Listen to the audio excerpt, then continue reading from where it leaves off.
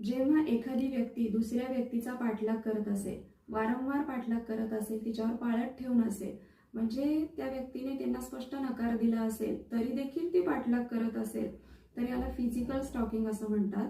आणि दुसरी गोष्ट अशी आहे की इंटरनेट स्टॉकिंग म्हणजे काय, तर फेसबुकवर रिक्वेस्ट पाठवली, एकदा पाठवल्यानंतर ती डिनाईड केली, त्यानंतर पुन्हा व्हॉट्सअपवर ब्लॉक केलं तरी सुद्धा ती मेसेजेस पाठवतीये, रिक्वेस्ट पाठवतीये, इंस्टाग्राम मॉनिटर करतीये, तर अशा वेळी त्याला इंटरनेट स्टॉकिंग म्हणतात.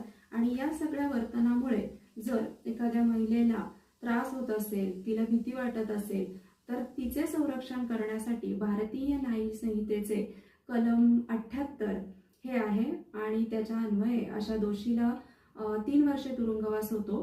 पण पुन्हा जर त्याने तसंच वर्तन केलं तर त्यांना 5 वर्षे तुरुंगवास आणि दंडाची शिक्षा आहे.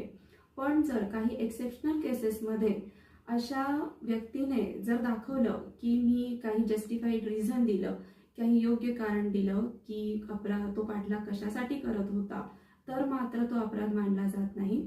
तसंच पोलीस इन्व्हेस्टिगेशन करताना एखाद्या महिलेचा पाठलाग करत असतील किंवा डिटेक्टिव्ह काही केसमध्ये एखाद्या महिलेचा पाठलाग करत असतील तर तेव्हा देखील तो अपराध मानला जात नाही.